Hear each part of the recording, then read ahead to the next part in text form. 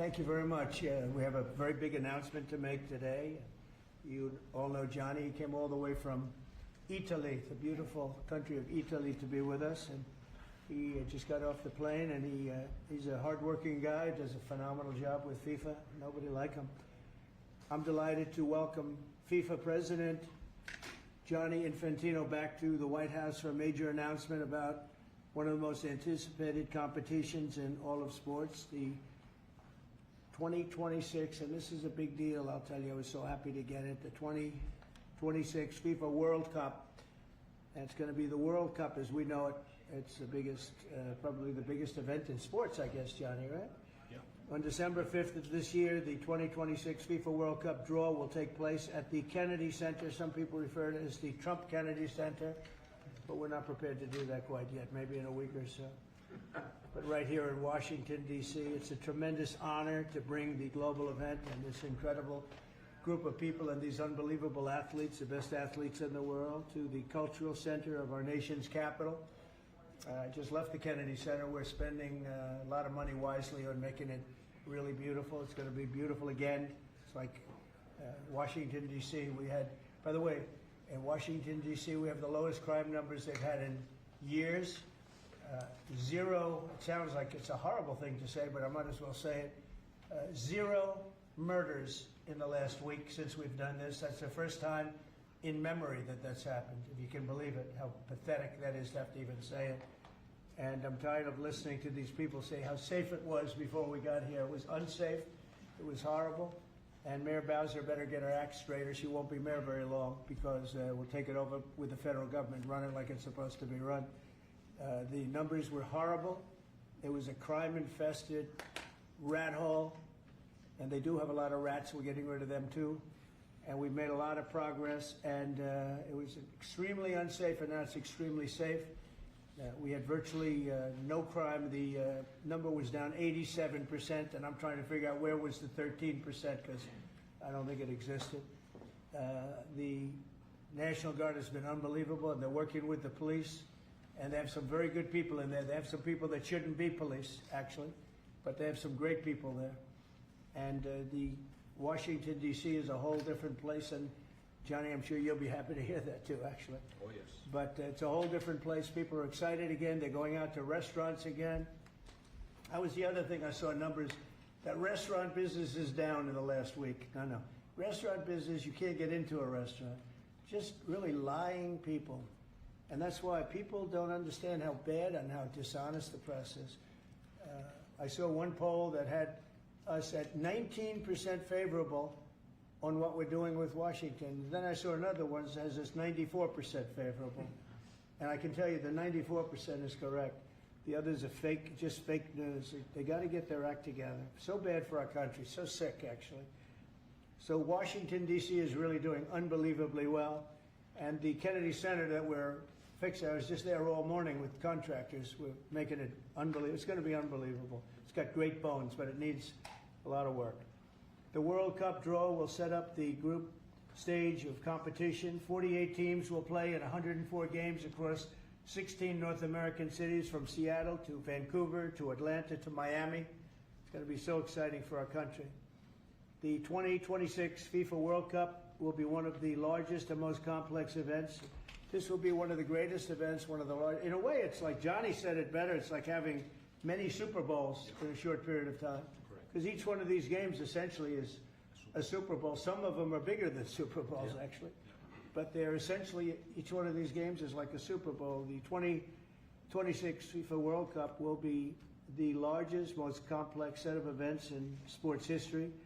And the Kennedy Center will give it a phenomenal kickoff, and we'll be involved, and they'll be working over there for quite a bit of time. We have it all set that they can stay there for the big events, the big press conferences and everything else. And they'll be in a very safe capital. That'll be nice. You don't have to worry about walking down the street, Johnny, okay? Thank you. But you could handle yourself. I could. Okay. Already, FIFA is projecting 6 million loyal fans will attend the World Cup events next year, and 6 billion more are going to be watching back home, and they think the $6 billion number is going to be actually a low number. And this will drive more than $30 billion into the U.S. economy and create 185,000 American jobs in a short period of time, too. No sporting event attracts more attention, more fans, more viewers, or more revenue than the FIFA World Cup.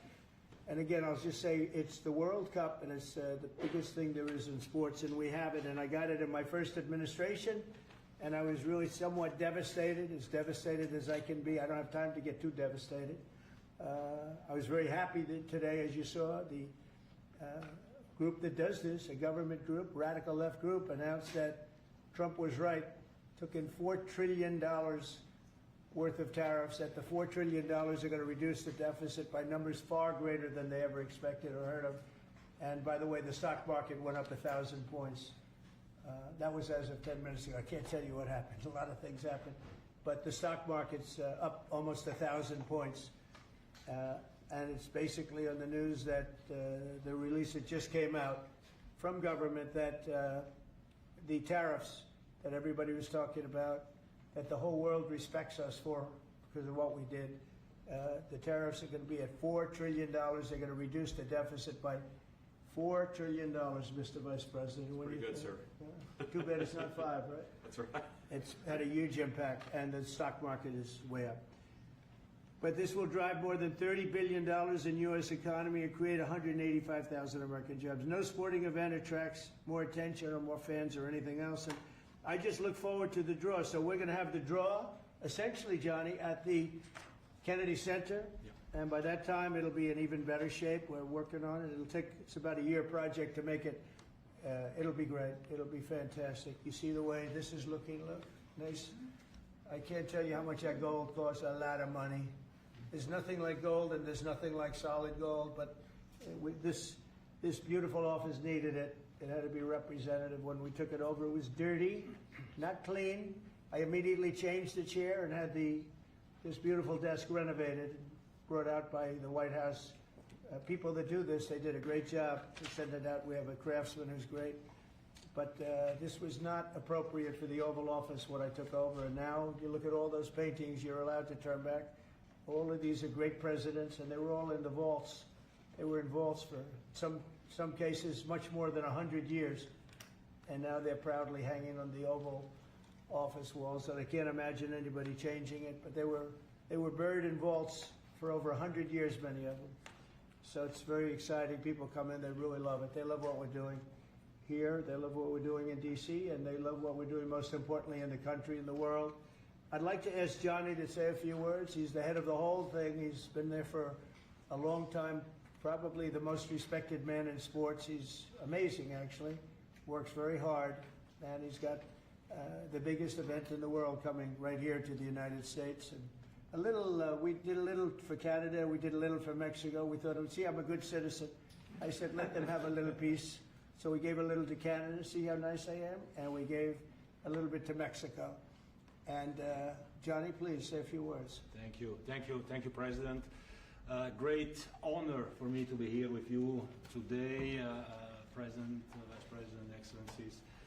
Fantastic to announce what you said, which is the final draw of the FIFA World Cup on the 5th of December here in the capital, in the Kennedy Center in Washington, D.C. at 12 noon sharp. It will be broadcast live all over the world. 1 billion viewers will watch it, and it will determine, of course, the match schedule, which 48 participating teams will play. You said it, 104 matches in 1 month, 104 Super Bowls. This is not just the biggest, the greatest event, not just a sports event, it's a social event as well, with a lot of emotion. We are uniting the world, Mr. President, uniting the world here in America, and we are very proud of that.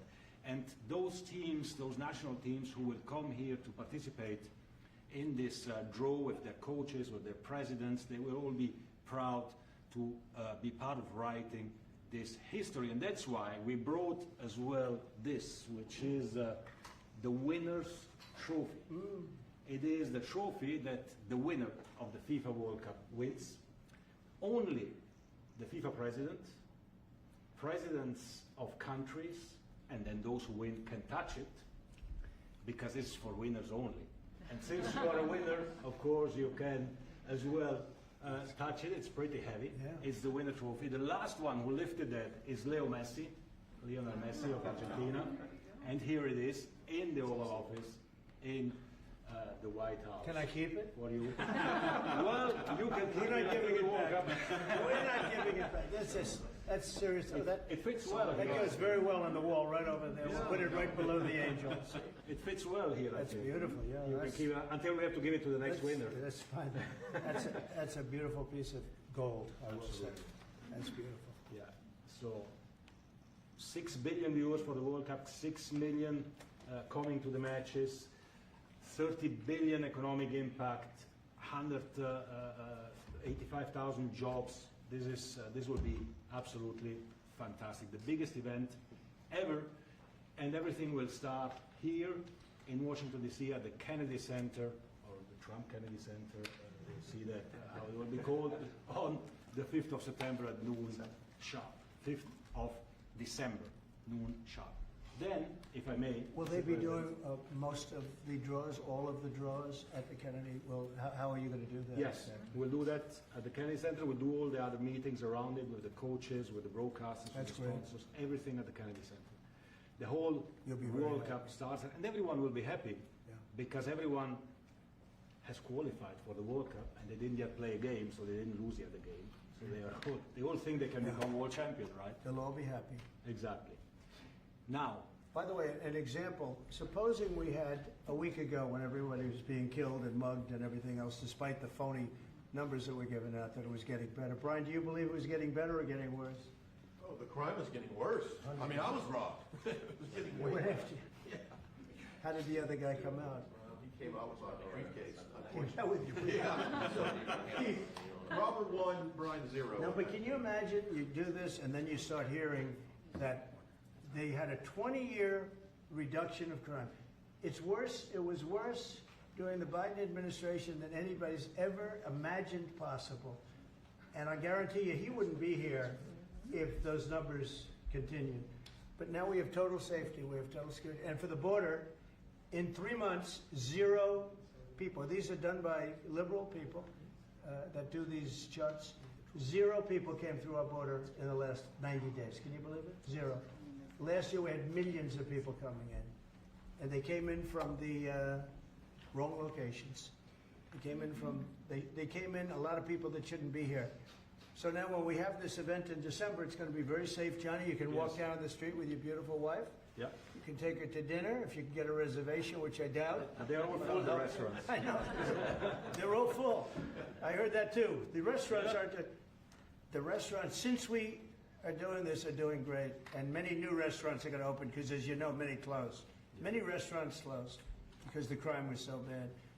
This will be one of the safest places anywhere on earth.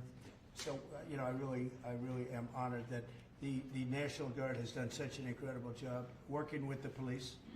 And we haven't had to bring in the regular military, which we're willing to do. We have to. And after we do this, we'll go to another location and we'll make it safe also. We're going to make our country very safe. We're going to make our cities very, very safe. Chicago's a mess. You have an incompetent mayor, grossly incompetent. And we'll straighten that one out probably next. That'll be our next one after this. And it won't even be tough. And the people in Chicago, Mr. Vice President, are screaming for us to come. They're wearing red hats, just like this one. But they're wearing red hats. African-American ladies, beautiful ladies, are saying, please, President Trump, come to Chicago. Please. I did great with the black vote, as you know, and they want something to happen. So I think Chicago will be our next, and then we'll help with New York, and we're going to help with... And I think a lot of these people that you see on television, they are, including the people in this audience, they'll say bad things about me, and then they'll say, thank God he's here, because half of them got mugged, and they don't want to get mugged again. But they work for they work for stupid people that are radical left, and they're made to do things and say things that they don't want to be saying. But the people right here are all happy because you're not going to be mugged in Washington, D.C. anymore. I just want to say Johnny's been my friend for a long time. He's an incredible guy, and we will lay out the red carpet. Andrew, you're going to be fantastic. Rick is going to be everything Rick ever touched has always worked out, and he's working with me on the Kennedy Center. And his very good friend was an actor on Broadway for 5 years, right? I assume he's helping us a little bit, right? Yes. And Andrew, you're all excited about it? Absolutely. Would you like to say something? This is a great opportunity, Mr. President, to show off the first 250 years of the United States of America, the greatness, and then the hope and promise of the next 250 years. When you think this World Cup is going to be over our 250th birthday, Mr. President, your leadership, obviously, with FIFA leading the way, this is the largest sporting event in the history of the world under the Trump administration. So very excited. I just want to say one thing. Andrew Giuliani, so his father is Rudy, the greatest mayor in the history of New York, I think by far. He took a ravaged city, a city that was really under siege. Probably most people thought it was going to survive. He turned it around. He was a great, great mayor. And then they treated him very, very unfairly. You go back and tell your father all of the things that have come out over the last couple of months through Tulsi and through all of the people, Cash, everybody. They've proven your father 100% correct. His father was treated so unfairly. Your father has been 100% correct. And tell him we all love him, okay? Thank you, Mr. He's been President. amazing. What he had to go through was very, very unfair, nasty. These are bad people. Mr. Vice President, would you like to say something?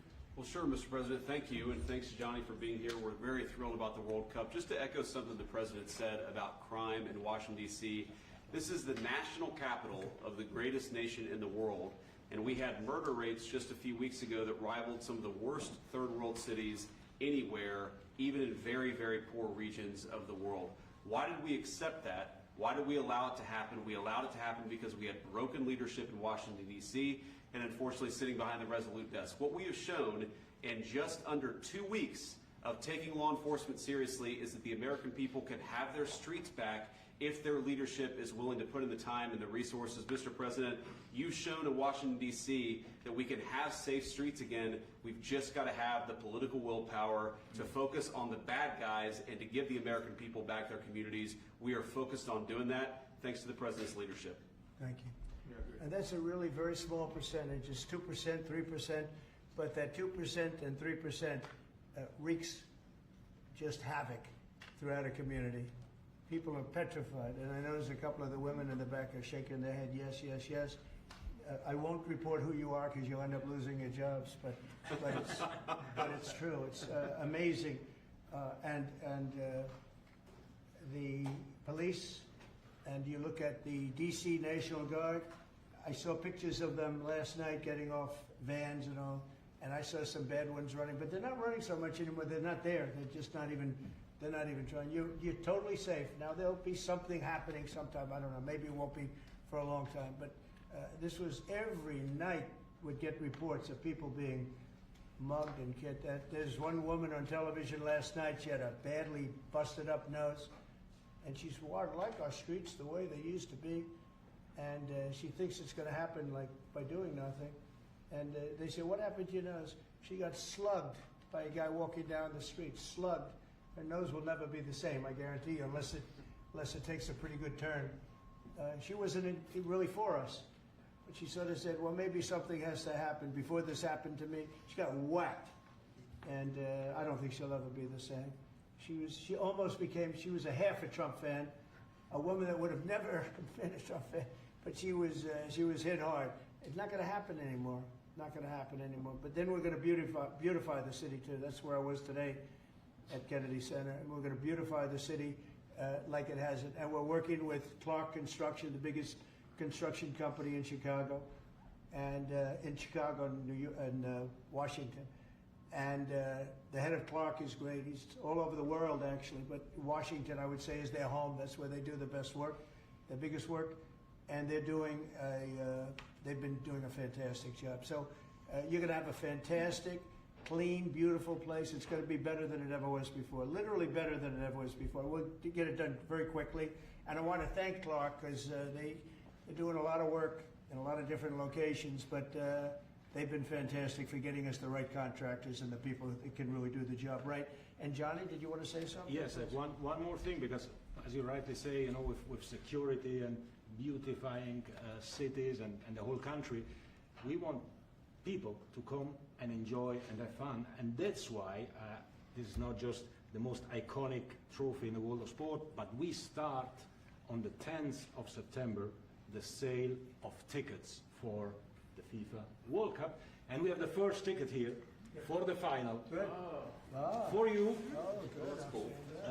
Wow. It's of course row 1, seed 1. It's ticket number 4547. And it's for the final in New York, New Jersey. And so you have your ticket already for the final. On 10th of September, start getting your tickets. That's beautiful, yeah. 6.5, 7 million tickets. Fans will enjoy. Will You enjoy do the records. security here. Will be fantastic. You're going to do record business, I think. 100%. Christy, would you like to say something? Yeah, Mr. President, millions of people will come to this country, and we'll make sure they get their travel documents, their visas, that they want to come here and spend their money and enjoy this sporting event. It'll be the largest event in the world. And sir, you're reminding me of something that my dad used to say all the time when I was growing up. He would say, Christy, you kids need to look like you respect yourself before anybody's going to respect you. And in this country, when people look at our streets, when they look at our capital, you're bringing respect back to this city. And people will respect our country more because it's safe, it's clean, it's beautiful. And what you're doing is transforming this nation by making sure that our laws are upheld. And millions of people are going to come and be able to enjoy it next year, and I'm excited about that. Thank you for doing that. Well, for our us. country is respected again. And a year ago, we had a dead country. I'm telling you, it was a dead country. It was a country that had lost its way. It was a country that was going to fail. Look even today where they say $4 trillion in reductions of deficits. And this was totally unexpected. They didn't expect it. I mean, I don't know where they've been, the people that do this stuff, but it's terrible. I want to thank Christy for another reason. I said to her 2 weeks ago, I said, Christy, do me a favor. I built hundreds of miles of wall. I built the same wall that the Border Patrol asked me to build. It wasn't my first choice. I wanted to do concrete plank and everything nice, but you wouldn't have been able to see through it. So I had Border Patrol in, and they tested everything else. And we gave them steel wall, high-grade steel, very hard to cut. And we gave inside that is 9,000-pound concrete, which is a very tough concrete. Inside that is rebar, a big, fat piece of rebar. So you have all different materials that are very hard to cut, and you need different instruments to cut each one. And I said, Christy, we got to get a coat of paint on it. And I didn't know she was listening, but I said, we got to get a coat of paint, and it should be black, because black makes the steel very hot. It's untouchable. You could fry an egg on it. And if you got a good black, flat paint, it would look beautiful. It will preserve it from rust. And that was it. And I gave it to her along with 30 other things, and she's done such a good job on the border with Tom Holman and the group. Tom Holman's a fantastic guy, what the job he does, and the way they work together. So I turned on last night, and I see Christie's painting the wall. And it looked beautiful, by the way, when It is that paint went beautiful, over and there. it's hot. It's hot. Yes, yes. It's hot. If it's white, it's not hot. If it's black, it's going to be very hard to climb that sucker. Not going to be easy. But it's black and a high-quality black. You know, It is. it really looked good. Yeah, we got Is the that going to paint be a you told us two-coat to. job or a one-coat? No, just one coat. One coat. Good. We used the paint you told me to buy. Yep. The Yep. two-coat will take place in 3 years from now. Right? We'll do the second coat. But it looks beautiful. But thank you very much. I didn't know you were listening to that, Absolutely. because we I'm talked about 7 different subjects, and all of a sudden I see her out there painting with a lot of painters and everything else. But it was a beautiful thing to say. Would you like to say something? You've been such a big part of this. Please. We're just, Mr. President, we're delighted to be here today for this announcement, but we're also looking forward to having you at the final. Oh, yes. On July Oh, yes. 19th No, we'll be in New there. York, New Jersey. We're going to be there. A lot of people are going to be there. A lot of people. I'd like to thank you all. Do you have any questions on FIFA, first of all? It's going to be a big event at the Kennedy Center. Do you intend to take part in it? Will you have a part to play on December 5th? I may play. Hosting, I mean, I see the money that these soccer players, we call it soccer, but I see the money that these soccer players are making. I may try and play. I'm a very good athlete. My son is a very good athlete, and he's a good soccer player. He's on the tall side for soccer. He's 6'9". That's pretty tall, but That's pretty it's cool. on the tall side. That's good. It's on the tall side, but he's good. But no, I may put on shorts. I look extremely good in shorts and join the play.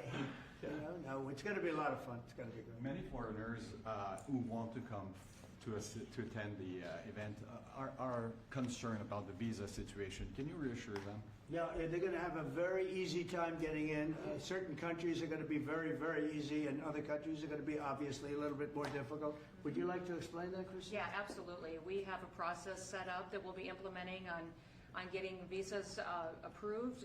Everybody will be thoroughly vetted, but they'll be welcome to this country. It'll happen quickly, and we're excited for them to come. So I would hope that around the world people know that the United States is excited to bring their family here to enjoy this event. America welcomes the world. Yes. And I can really, from the collaboration that we have, testify for that, absolutely. And I was just sent a picture from somebody that wants to be there very badly. He's been very respectful of me and of our country, but not so respectful of others. But I'm going to sign this for him, but I was sent one, and I thought you'd all like to see it. That's a man named Vladimir Putin, who I believe will be coming, depending on what happens. He may be coming, and he may not, depending on what happens. We have a lot of things happening over the next couple of weeks. But I thought it was a nice picture of him. Okay of me, but nice of him. So that was very nice that it was sent to me. Okay? Mr. President. On Yes. that subject, have you talked to Vladimir Putin about the fact that yesterday a big U.S. factory was hit in a Russian airstrike in Ukraine? What's your reaction to I that? told him I'm not happy about it, and I'm not happy about anything having to do with that war. I settled 7 wars, and actually, if you think about pre-wars, add 3 more, so it would be 10. I thought this would be in the middle of the pack in terms of difficulty. You know, I'm not happy about anything about that war. Nothing. Not happy at all. We'll see what happens. I think over the next 2 weeks, we're going to find out which way it's going to go, and I better be very happy. Mr. President, I had a very good call with Prime Minister Carney of Canada yesterday morning. Yes. Canada is taking away some retaliatory tariffs. He's so- removing his tariffs, yeah. Exactly. He's removing his retaliatory tariffs, which I thought was nice.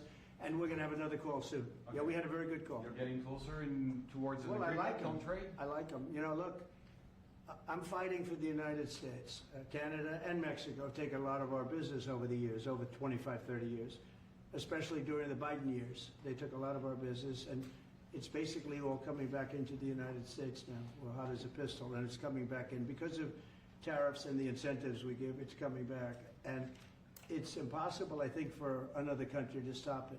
And we are working on something. We want to be very good to Canada. I like Carney a lot. I think he's a good person.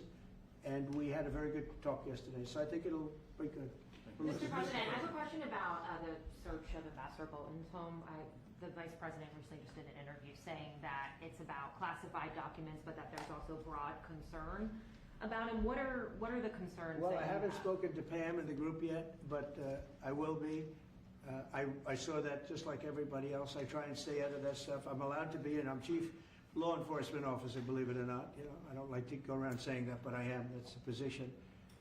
But I purposely don't want to really get involved in it. I'm not a fan of John Bolton. I thought he was a sleazebag, actually.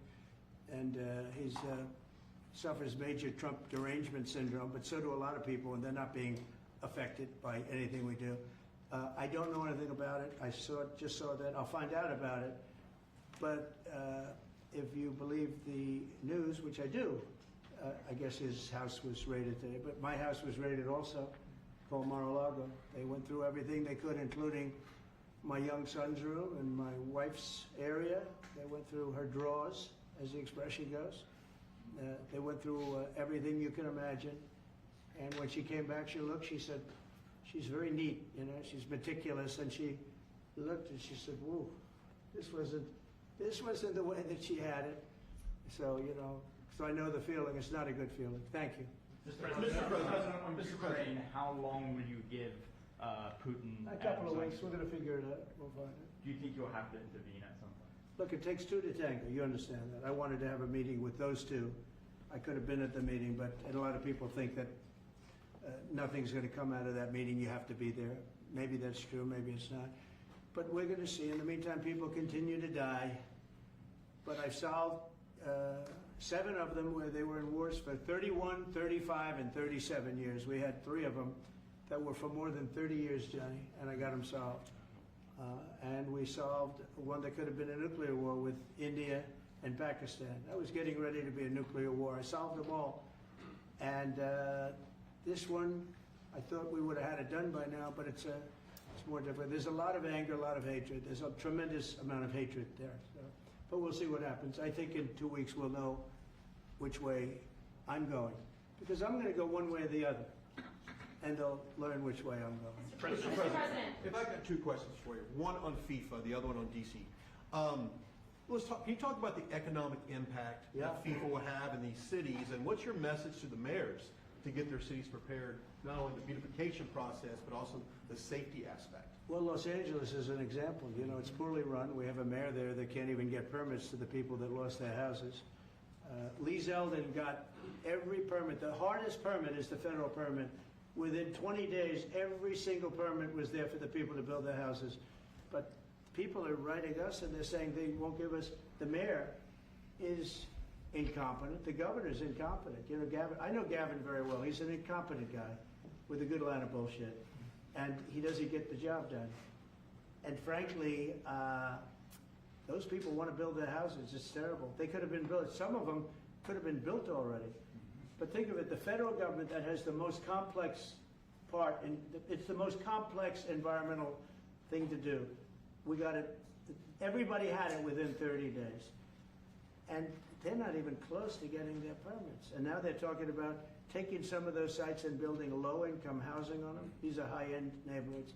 And I'm all for low-income housing. I built a lot of low-income housing. I know all about 236. I know every program that there is in the government. I used every one of them. I know more about low-income housing than probably almost anybody. And it's great. It's fine. It's wonderful. But you don't build it in Pacific Palisades. You don't build it there, and you don't build it in the other areas that burned down. So they're talking about putting up low-income housing. And you talk about riots. They're going to have riots if that happens because you're taking the people's property away. They want to build their houses, and they're unable to get permits from the mayor and from the governor. And that's a terrible thing. But, and let me tell you, if I didn't send in the troops in Los Angeles, Johnny wouldn't be in Los Angeles. You wouldn't be having your World Cup there. I sent in the troops, and we kept it. And even the police commissioner, the sheriff and the police commissioner, they all said the same thing. They said, we could have never handled what was happening. You saw that, you were there. He said, we could have never handled what was happening. And then you hear Gavin Newsom, after it's all quelled, you hear Newsom get up and said, we could have done this for ourselves. No, they couldn't have. And if they could have, I wouldn't have taken the chance either. Okay, my second question is on crime prevention. Would you be open to expanding the national concealed carry to apply to D.C. like it does in other states like Texas? Yeah. Well, they have it in some states, and they feel strongly about it. As you know, I'm in favor of it. People have to protect themselves. I'm a Second Amendment person, very simply. People have to be able to protect themselves. Especially like in Washington, you walk down the street, a guy comes up and slugs you. He's got a pistol in his hand. You can be tough, you can be in great shape, you can be a powerful person, or you can be a guy that weighs 100 pounds with a gun in your hand. And I'll bet on the guy with the gun 100% of the time, right? And so you need protection. So I'm a Second Amendment person all the way. Yeah, please. President Trump, you said this morning that you're working with Congress to get $2 billion to help clean up DC. Have you had any conversations with Mike Johnson and John Thune about where they're going to get that money from? Which money? You said this morning that you're going to get $2 billion from Congress to help clean up Yeah, DC. I've spoken to Mike Johnson. I've spoken to John Thune, the Senate, the House. And I think it's going to be very easy to get. It's going to be not a lot of money. I wouldn't even know where to spend the number that you mentioned, but it's going to be money to beautify the city. Yeah, they're ready. Everybody wants to save D.C. In one way, it's the easiest. The violence was more than any other city in the country, actually, by far. It may have been more than any other city in the world, if you could think. We looked at some of the worst cities in the world. It was worse, and that's why it angers me to see the mayor saying about how they have it on the slide. Not on the slide. It was worse than ever. Yeah, we have no problem getting that money. That money will come out of Congress. I think it'll be even bipartisan. And is the plan I mean, I would imagine Democrats would vote for that one. Is the plan to get it before the September 30 spending deadline on the Hill? Well, I don't know if there is a deadline, because if I declare a national emergency, which this was, that ends the deadline. So, I mean, I keep seeing about a 30-day deadline, of which we have 22 days left or something. But if I think we're in great shape here, that's one thing. But if I don't, I'm going to just say it's a national emergency. And if I have a national emergency, I can keep the troops there as long as I want. If people are not going to want to have the troops on, in 30 days, you know, it's one thing to get them out. It's another thing to keep them out for a long period of time. You've got to train people. You can't do this. You can't bop people over the head. And a lot of those people are in courts right now, going to court. They're going to go to jail for a long time. So that's going to take more than 30 days. But if I have to, I'll declare a national emergency, which I don't think I'll have to do. Yeah. Mr. President, can I ask you an interruption? You said in 2 weeks you'll know whether you go Yeah, I one think I'll way or know. the I other. think I'll know the attitude of Russia and, frankly, of Ukraine. It takes two. What are the 2 ways you can go at the end of 2 weeks then? Well, then I'm going to make a decision as to what we do, Or and it's going to be a very important decision. And that's whether or not it's massive sanctions or massive tariffs or both. Or do we do nothing and say it's your fight? Look, I would have never been in this war if I were president. You wouldn't have had this war. It was never going to happen. This was caused by stupid people that fought. And you know, people say, well, how do we know? Because for 4 years, it was never even a subject. And Vladimir knew, and you see his picture right here. It was nice that he sent, but Vladimir knew very strongly we wouldn't have stood for it. It wouldn't have happened. 100% wouldn't have happened, but it did happen. And now they're losing from 5 to 7 young kids. Think of it, you're a parent and your son is leaving. He's Russian or he's Ukrainian. And he's leaving and they're waving goodbye. Nice, beautiful kid. Nice crew cut, all set. He wants to be a soldier. And goes there first week, he has his head blown off. And he's no different than you people, me. And it doesn't matter where. I mean, I solved a problem in the Congo that was vicious. Rwanda and the Congo, the Republic of the Congo. And they were fighting for 31 years, and it was machetes. People were getting their heads chopped off. That was going on for 31 years. I got it solved. You saw it. They came to the White House, and we signed an agreement. It was amazing. People can't believe we got it done. I love to stop killing. I really do. People thought it would be just the opposite. Hillary Clinton said, oh, he'll get us into a war. No, I'm getting everybody else out of wars. Are you saying there's a real possibility then that you do nothing if Putin doesn't come to the table for a ceasefire? I'll see whose fault it is. If there are reasons why, I'll understand that. I know exactly what I'm doing. We're going to see whether or not they have a meeting. That'll be interesting to see. And if they don't, why didn't they have a meeting? Because I told them to have a meeting. But I'll know in 2 weeks what I'm going to do. I have pretty good ideas. Your Justice Department is also sending some of the Epstein files over to the House Oversight Committee today. Are you in support of them releasing all of them? I'm in support of keeping it open. If they wanted to innocent release, people shouldn't be hurt, but I'm in support of keeping it totally open. I couldn't care less. You got a lot of people that it could be mentioned in those files that don't deserve to be. People, because he knew everybody in Palm Beach. I don't know anything about that, but I have said to Pam and everybody else, give them everything you can give them, because it's a Democrat hoax. It's just a hoax. The whole Epstein thing is a Democrat hoax. So we had the greatest 6 months, 7 months in the history of the presidency, and the Democrats don't know what to do, so they keep bringing up that stuff. But it affected them. Bill Clinton was on his plane and went to the island supposedly 28 times. I don't want to bring that up, frankly. You have Larry, whatever his name is, Summers, the head of Harvard, who was Jeffrey Epstein's best friend. Nobody ever talks about that. I mean, but I don't want to hurt Larry Summers, but he was best friends with Jeffrey Epstein. No, this is a Democratic hoax to try and get the significance of what we've done over the past 7 months. Nobody's ever seen anything like it. They say it's #1 in history. What we've done, including stopping 7 wars. I mean, just include that. And now you look at the stock market today. It's way up to start off with from where I took it. And this market was going to crash. If Joe Biden or Kamala were president, this market we would have had a crash like in 1929. You're not going to have that. It's only a question of how high is it going to go. You know, I had the strongest economy in the history of our country. And despite COVID, we had the strongest economy in the history of our country. And we're going to blow it away this time. I was always good at making a lot of money. And whether it was for myself or whether it was, I like doing it this way better. I mean, I like making it for the country. Our country's been ripped off by friend and foe, nations all over the world ripped off. And the friends have been much worse than the foes for the most part. And they're not ripping us off. We just signed a deal with the European Union. They're paying us essentially $950 billion, like a signing fee. They're going to buy $750 billion worth of energy. They weren't buying much of our energy there. And they're very smart in doing it.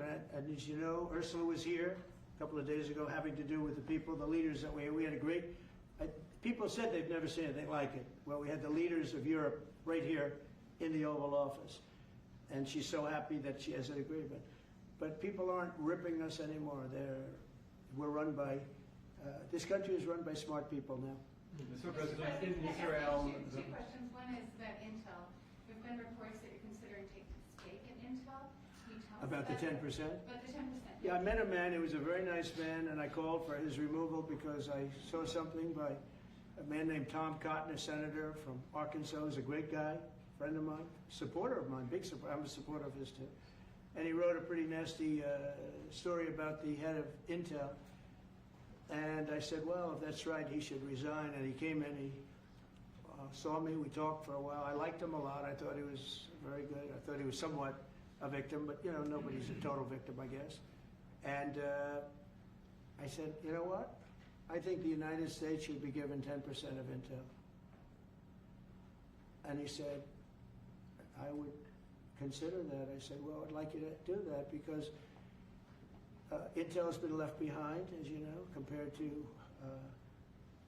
Jensen and some of our friends, NVIDIA, some of the people and the people in, because Intel should have never been. Intel was the biggest, most powerful chip company in the world. And then they started leaving. And they started going to foreign countries, in particular Taiwan. And if we had a president that would have said, okay, you can go to Taiwan, but we're going to put a 100% tariff or a 200 or 300 or a 500% tariff, anybody that sells into the United States has to pay. They wouldn't have left. They would have never left, and we wouldn't have. So in the meantime, we had people that were, in some cases, good politicians that weren't good on trade. I loved that man, but he was not good on trade. I totally disagreed. He allowed the car industry to be taken out of this country. We lost 50% of our car industry.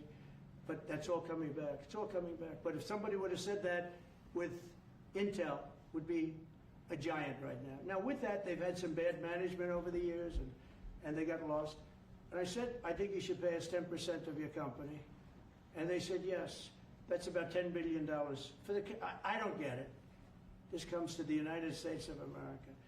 And I said, I think it would be good having the United States as your partner. He agreed. And they've agreed to do it. And I think it's a great deal for them. And I think it's a great deal. He walked in wanting to keep his job, and he ended up giving us $10 billion for the United States. So we picked up $10 billion. And we do a lot of deals like that. I'll do more of them. If somebody has, like we have restrictive covenants with Jensen. We have, it's NVIDIA. And to unrestrict the covenant, nothing to do with losing our powers or military or anything, because that I wouldn't do. But there are things you can do that don't affect us, that actually help us. And if we're going to give somebody a free out, a restricted covenant, we have a strong restrictive covenant on certain industries. And I will absolutely give somebody a opening on a restrict to do a lot of business, which is good for us, as long as it doesn't hurt us in a security or military way. And if I do that, I think the country should be paid, because anybody else, I have it in real estate where I'll have a deal with somebody and I'll have them restrictive covenant. Then they'll come back and they'll say, I'd love to be able to build over here, but I'm not allowed to because you have me covered, you have me restricted. I say, I'll let you build over there, but pay me a lot of money. No different. But the country never did it because the country was run by foolish people. You said Chicago might be next. Are you making, have there been concrete steps that the administration is taking to do that? Or what are other cities as well? I haven't spoken to them. He's grossly incompetent. I haven't spoken to the man. No. When we're ready, we'll go in and we'll straighten out Chicago, just like we did D.C. Chicago is very dangerous, great place. I built great stuff there. I have the most beautiful building in Chicago, I think. but I hate to see what's happened to Chicago. Chicago was our greatest city, actually. Bob Tisch, a great friend of mine, passed away. He used to own the Giants and very successful Lowe's. He said Chicago, I think they had their main office in Chicago. He said Chicago and San Francisco are the two greatest cities in the world. Now you look at what the Democrats have done to San Francisco. They've destroyed it. I own a big chunk of the Bank of America building in San Francisco. And, you know, it's just different. We can clean that up too. We'll clean that one up too. Now, if everything works out, and we've already had calls from other cities, quiet calls from Democrats, we'd love you to come here, because they've lost control of their cities. I'm not going to say because I don't want them to lose their elections. But we've had calls from Democrats and calls from people generally. We'd love you to come here, because we'll straighten out the problem. In Israel, the families of hostages in Israel, families of hostages are opposed to the reoccupying of Gaza. Why is the U.S. still Well, not supporting all of them. And you have to understand, I'm the one that got all of the hostages out. You got a lot of people out. If it wasn't for me, they wouldn't be out. I worked with Bibi and I worked with Steve Witkoff. But if it wasn't for me, you would have all these hostages would most likely be dead right now, every one of them. So they all come up here. They all come in groups of 10, 12, 13, and many of them, and I've gotten to know a lot of them. They're great people. What they had to go through is incredible. But so now they have 20, but the 20 is actually probably not 20 because a couple maybe aren't around any longer. It's a terrible thing. No, I don't like anymore. I said, you know, when you get down to 20, they're not going to make deals anymore. And they didn't. And then I put out a statement, as you know, that was a tough statement. Go in and get them. And they said, we'll give you 10, we'll give you 10. I don't know what Israel's doing, but they were willing now immediately to give us another 10. The situation has to end. It's extortion and it has to end. And we'll see what happens. I actually think they're safer in many ways if you went in and you really went in fast and you did it. And people can't forget October 7th, remember that. I'm friendly with all groups. I won the Arab vote in Michigan. I did so great with the Arab vote, remember? I started off at 0, I ended up winning. I wouldn't say the candidate was the greatest, but I would have won against anybody. They're great people. But we have to do things properly. And you know, I'm very proud to say I got the hostages out. You have hundreds of people that are living now because of me. And now we have that final little group of people. And Hamas knows that if they give them, that's probably the end of their lives. So it's not easy to get. And I know if you're a parent, you just don't care. You want, I want my baby back. They want their babies back. They want their kids back. And I understand it. But I got them out and did a good job. And we're doing everything we can to get the hostages out. Thank you all very much. Yes? So Jackson Hole, Jay Powell today said, he suggested that they might cut interest rates, but they haven't proceeded. Well, we call him too late for a reason. He should have cut him a year ago. He's too late. You know, we have a stock market that's up 1,000 points today. I better be careful because I go out there and I'll see it's down 1,000, right? But it's up 1,000 points when I came in here. We have a country that the market's the hottest it's ever been. The country's better than it's ever been. We have a military that I rebuilt largely in my first term. We had a great, successful first term, but this is going to be even better. But we rebuilt it. We gave a lot of it away to Afghanistan, but relatively small compared to the overall. But I think it was the most embarrassing day and period in the history of our country that they allowed those 13 wonderful people, but it's really hundreds of people were killed. And they don't talk about the 48 that were so severely wounded with no legs, no arms, nobody ever mentions them except me. But that was the worst day, the most, it just showed how incompetent. Frankly, if that didn't happen, I really believe that you might not have had the problem with Russia. I think Putin was sitting there watching these stupid people running our country and said, this is a time to invade. It's, this is a time. And then Biden made the statement, well, he can do a small incursion. When he said that, it was off to the races, right? When he said he can do a small incursion, remember that? I was surprised he knew the word incursion. I didn't think he had that good of a vocabulary. I want to thank everybody. It's very important to me and to everybody up here, the World Cup. And Johnny has been so incredible. I mean, he's really a great leader. I mean, to think, I said, Johnny, do it by phone. You don't have to come. No, he said, I'll come. And he flew all night long to be here and listen to this about how great we're doing in D.C. But he's a fantastic leader, and this will be your most successful World Cup ever. Thank you, Jim. Thank you so Think much. America will win. Yeah, can he win it, Mr. President? I don't know. That's I watch some of those teams go around. They go down that field. I don't know. But let me ask you: what chance does America have of winning?